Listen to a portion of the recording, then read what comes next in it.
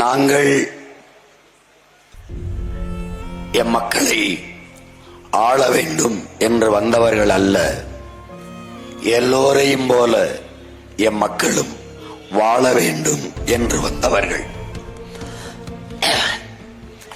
இதுவரை இந்த நிலத்தில் இருந்த அரசியலை மாற்ற வேண்டும் என்று துடிக்கிற,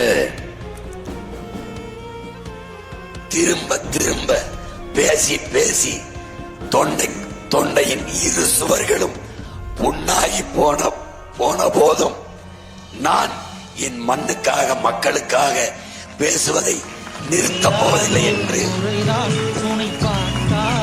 தொடர்ந்து பேசிக்கொண்டே இருக்க காரணம், எங்களிடம் இருக்கிற கடைசி ஆயுதம் மூச்சும் இந்த பேச்சும் தான். வேறு வழி இல்லை.